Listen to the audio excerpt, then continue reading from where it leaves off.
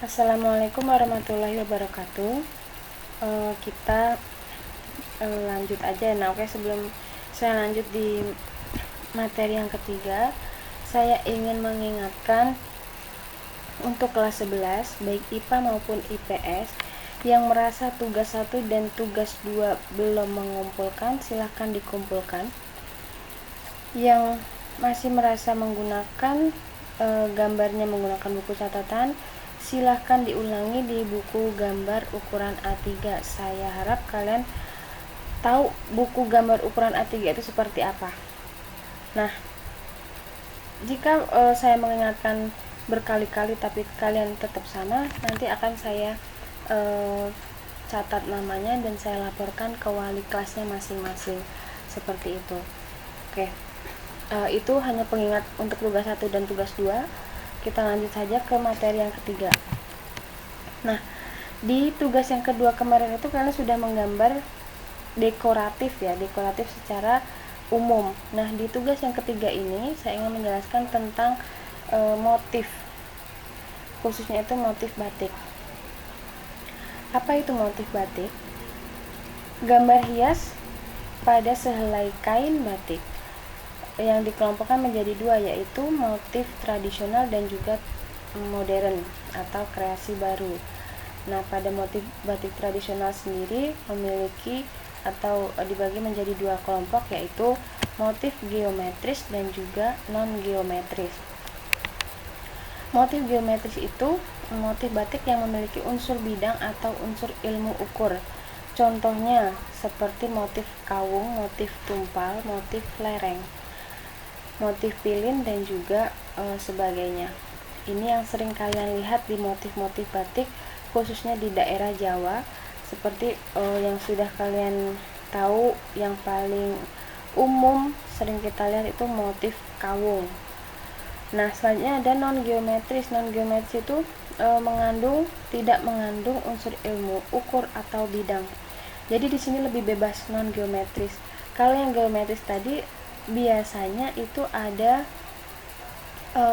cara atau teknik sendiri pada saat proses penggambaran, tetapi di non-geometris ini kalian lebih bebas, lebih berkreasi. Jadi kalau yang geometris ini tadi masuknya bisa cenderung ke yang motif tradisional, tapi yang non-geometris ini bisa juga ke tradisional, bisa juga yang ke kreasi. Nah, non-geometris juga ada dibagi menjadi motif tumbuhan seperti bunga, daun dan lain sebagainya. Motif tumbuhan yang termasuk dalam motif non-geometris juga ada binatang seperti yang sudah saya berikan contoh kemarin. Ada juga dari beberapa dari kalian sudah menerapkan di tugas yang kedua, ada yang menggambar burung merak, dikreasi lagi, digabungkan dan menggunakan motif tumbuhan. Ada juga kupu-kupu ditambahkan juga motif dedaunan, seperti itu. Nah, ini penjelasan tentang geometris dan geometris.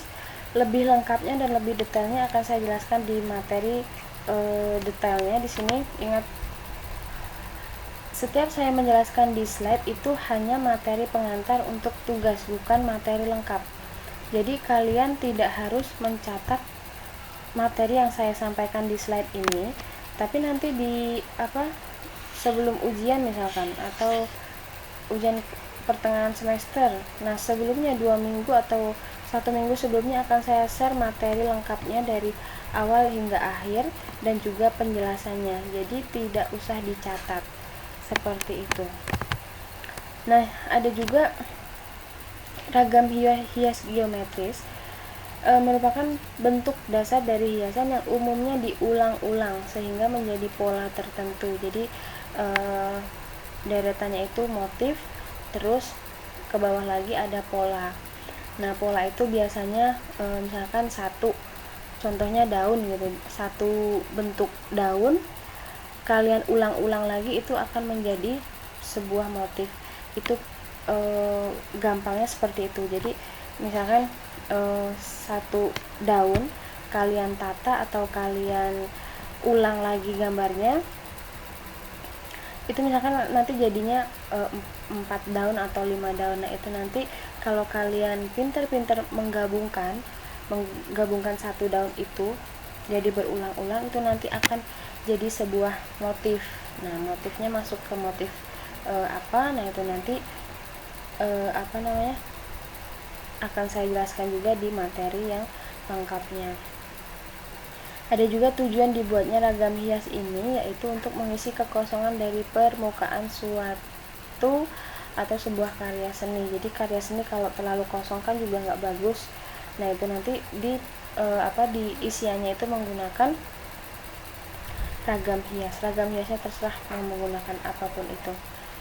Nah di sini merupakan ragam hias memakai berbagai macam unsur garis, mulai dari garis lurus, spiral, lengkung, zigzag, dan juga sebagainya. Nah itu penjelasan sedikit tentang ragam hias geometris. Nah di tugas ini saya lebih memfokuskan ke yang geometris. Kalau non geometris itu sudah masuk ke yang tugas yang kedua kemarin, karena kalian lebih banyak menggambar dengan motif tumbuhan dan juga hewan. Jadi di tugas ketiga ini saya ingin memfokuskan di yang geometrisnya. Geometris sendiri mempunyai ciri-ciri. Satu, pola ragam hias ini tersusun berdasarkan aneka ragam unsur garis. Ragam hias ini cenderung disusun secara memanjang dan saling menyambung sehingga menjadi gambar yang diulang-ulang.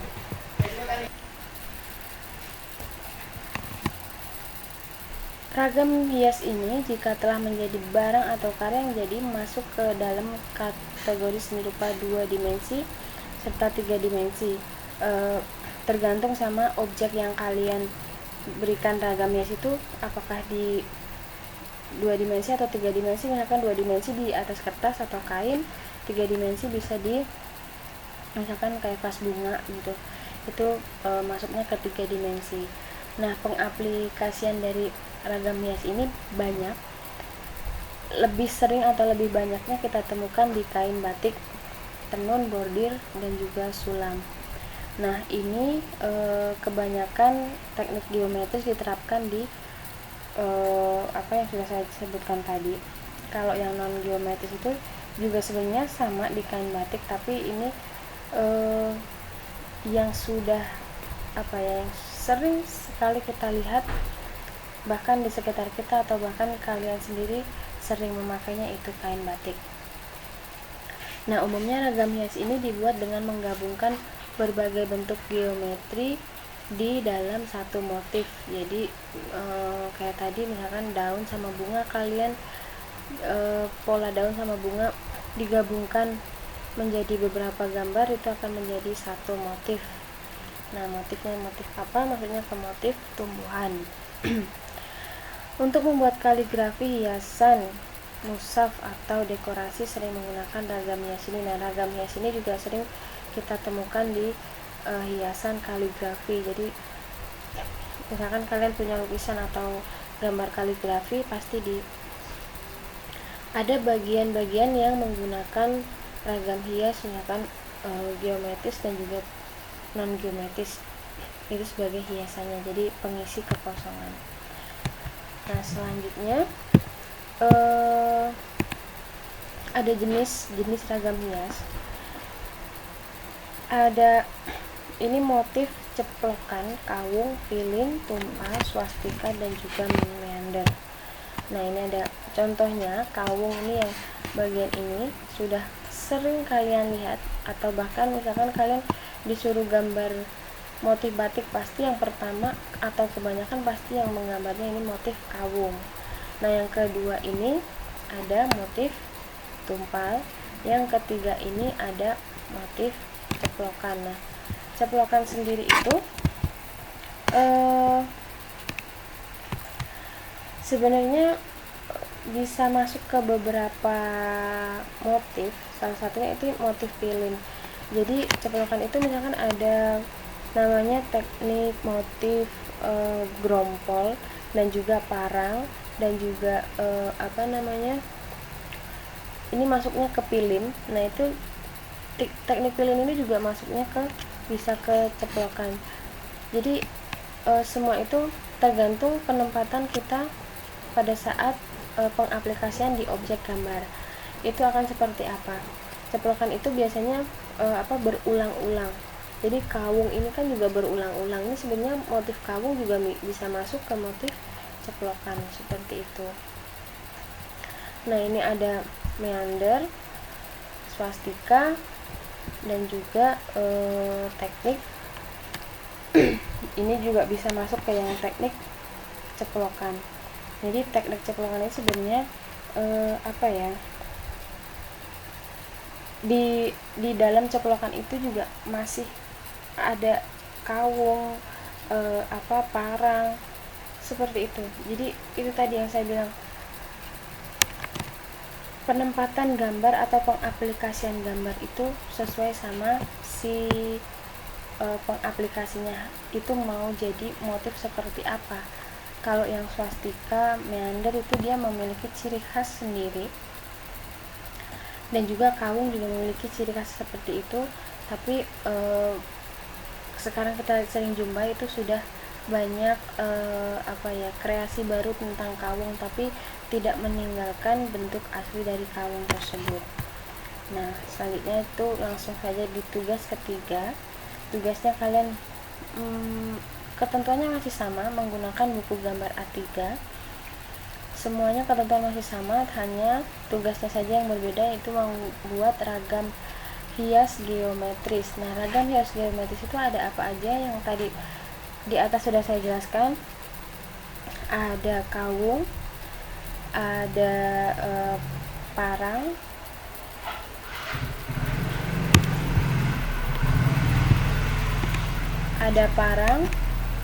ada juga teknik grompol. Jadi ini lebih ke motif tradisional yang ada di yang sering kita jumpai di daerah Jawa.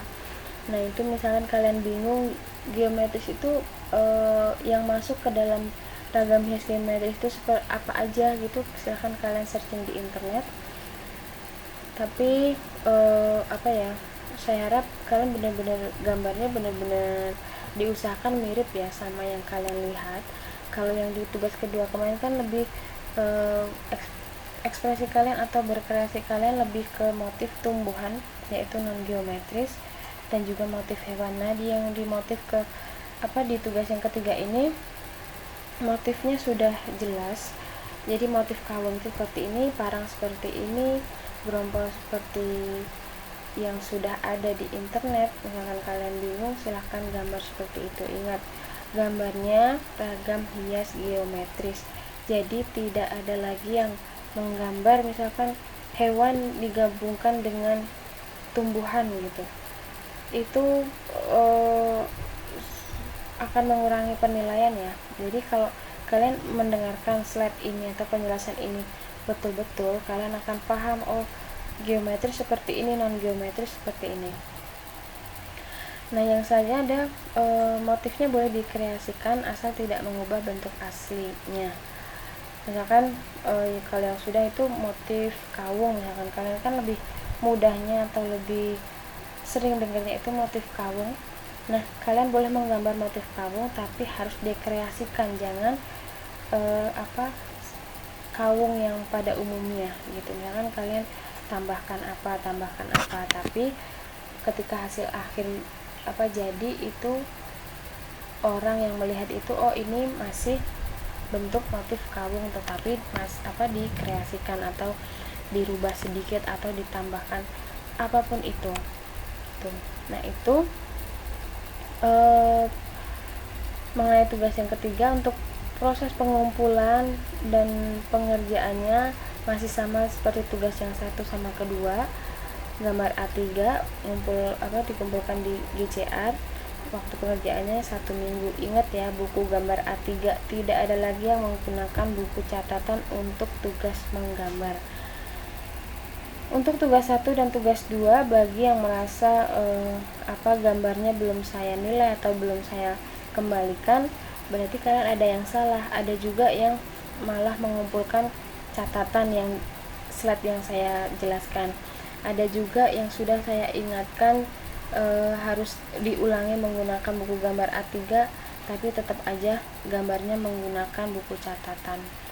Kalian sudah kelas 11, saya harap paham membedakan buku catatan yang mana, buku gambar yang mana, seperti itu. Itu yang bisa saya jelaskan. Kalau ada yang belum paham silahkan tanyakan. Ingat ya, slide ini tidak harus dicatat karena ini hanya untuk materi pengantar sebelum saya memberikan tugas, jadi biar kalian tidak bingung tugasnya seperti apa, materinya seperti apa. Jadi nanti tugas lengkap materi lengkapnya akan saya berikan sebelum ujian dan juga penjelasannya, seperti itu. Nah, mungkin hanya itu yang bisa saya sampaikan. Kurang dan lebihnya mohon maaf. Wassalamualaikum warahmatullahi wabarakatuh.